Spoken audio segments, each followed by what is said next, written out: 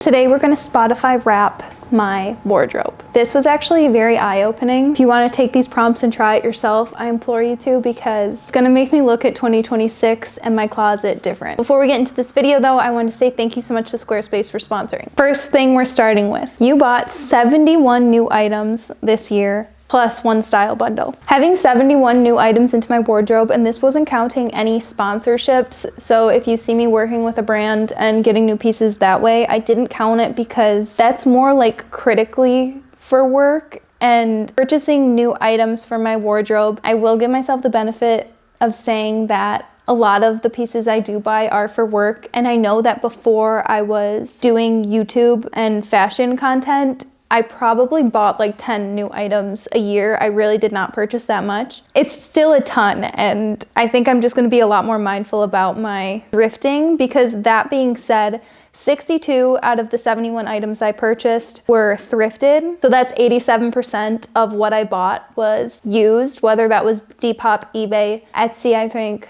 there was one, Poshmark, or in-person thrift. And then 9 of those pieces were new, making it only 12.5%. So I always do say this, that I'm not 100% perfect and I do buy new items. I feel like shoes are my biggest thing that I'll end up buying new, because I've had so many horror stories with buying thrifted shoes and just them breaking on me or crumbling on me. Out of those 9 new pieces, 3 of them were actually designer, which is so bizarre for me, but I've just been in love with Tory Burch, and so all 3 of those pieces were new from Tory Burch. And if they were thrifted in designer, I didn't count it because it felt different. But I bought 2 new shoes from Tory Burch and a skirt. You've seen the heels, those like clear ones on my channel before, but the other 2 pieces, they should already be up on a recent outfits video. It was a skirt and another pair of shoes. Yeah, I think that if I do this next year, I want to start keeping track of it now and really be able to see how many shoes I bought, how many pants I bought, how many tops I bought. But I was getting a bit mixed up and I didn't want to give like false information. My most worn aesthetic, I don't know if this is actually the name of it, but I think it's called normcore, which like I would never even consider myself in any aesthetic. But I definitely gravitate towards very normal pieces styled in a fashionable way, but not even. Like, one of my favorite pieces ever is just a gray crew neck. So I feel like that says a lot about my style. I was looking through the outfits I wore last year. I feel like I did have a little bit more of a mod inspired look with the accessories and silhouettes that I was wearing, more geared towards the summertime, just because I think of my haircut. This year I did one closet clean out, and I haven't sold any of the pieces yet or gotten rid of the pieces. They're still sitting in my basement, so I don't know how much we can call it a closet clean out. For bringing in that many new pieces, I feel like one closet clean out's not enough. My favorite brand this year was Tory Burch. Obviously I only bought 3 pieces from Tory Burch this year, but when I was looking for outfit inspo on Pinterest or brands or Instagram or whatever, I just gravitated so much towards Tory Burch, or trying to thrift pieces that were inspired by this runway season and the past. I just love their like take on butter yellow, their take on the square toe shoe, so many of their ready to wear pieces. This one's funny. I had 59 outfits worth Instagramming this year, whether these were on, what is that called? A carousel, or just like a main grid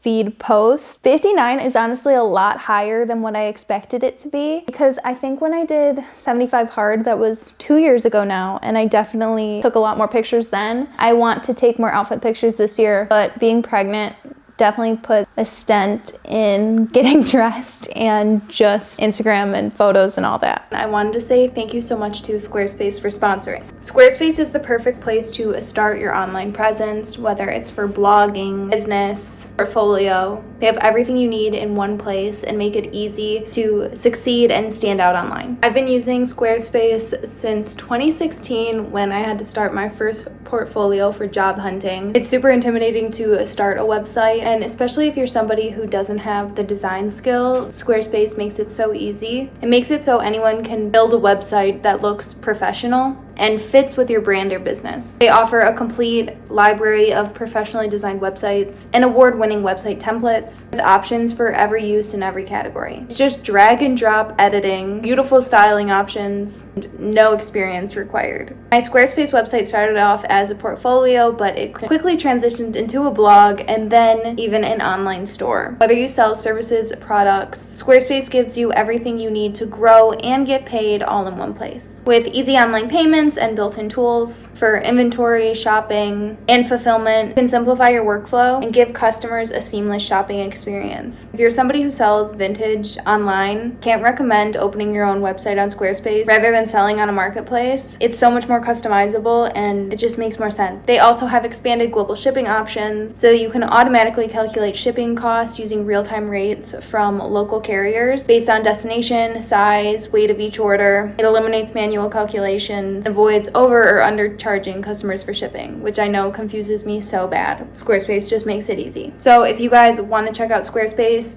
or you haven't made your Squarespace website yet, especially if you're in college or you're going to start job hunting, get ahead. Do it now. Go to squarespace.com/LaineyOzark or use the link in the description box to get 10% off your first purchase of a website or domain using code LaineyOzark. Thank you again to Squarespace for sponsoring this video. Let's get into the rest of it. Okay, now we're getting into like the most worn items. I've done this in the years past, so this part isn't too different, but I loved like all the stats of my closet. My most worn top this year is actually so surprising. It's this little thrifted striped top from J. Crew. It's this red and like washed black stripe, and it's kind of a boat neck.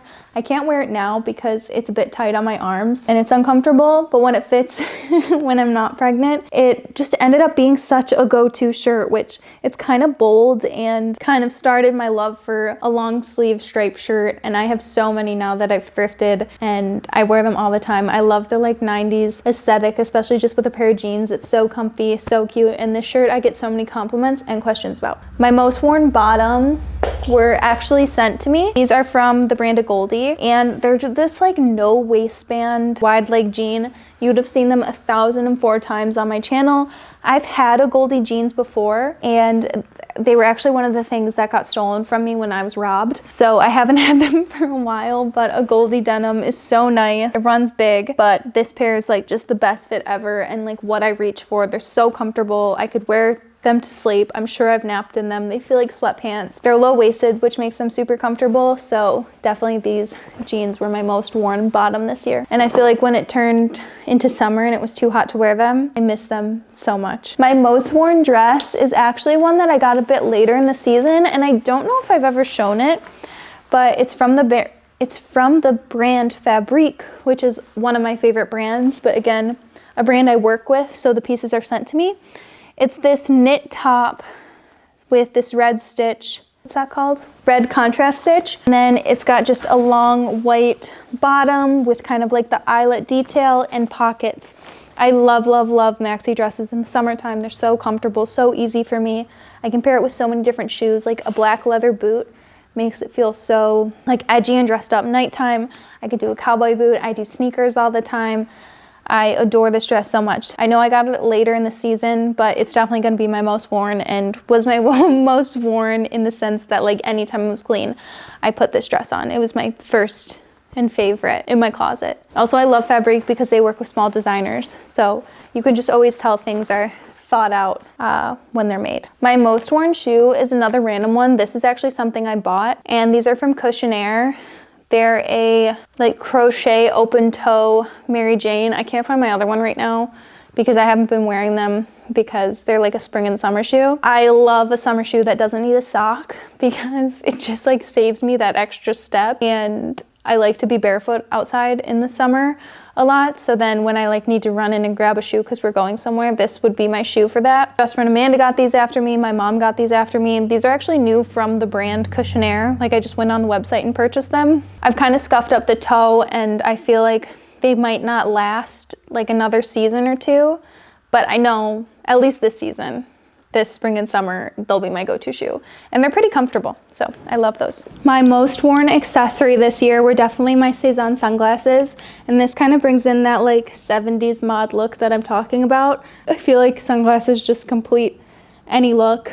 And I love the size of these. I love that they go with like any hairstyle. They really like cover a lot of your face if that's what you need.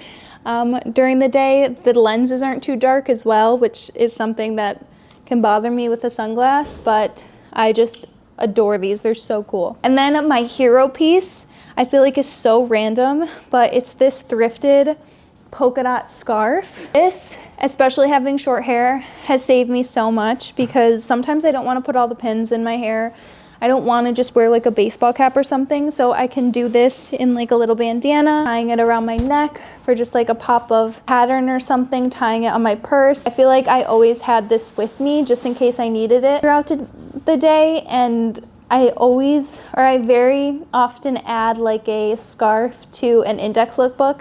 If you guys didn't know, I do personal styling on the app Index, INDYX, and I feel like when somebody says they want more accessories, a scarf, and especially a polka dot scarf, is such an easy one and makes such a difference in an outfit. It can be worn so many different ways, versatile, instead of just adding like a necklace that is basically one and done. So that's the Spotify wrap on my closet. I hope you guys enjoyed it. I really hope other people do this as well because I want to feel not so bad about adding how many, like 70 new pieces into my wardrobe. It's embarrassing, but that's it for this video. Remember to check out Squarespace, and I'll see you guys in the next one. Bye.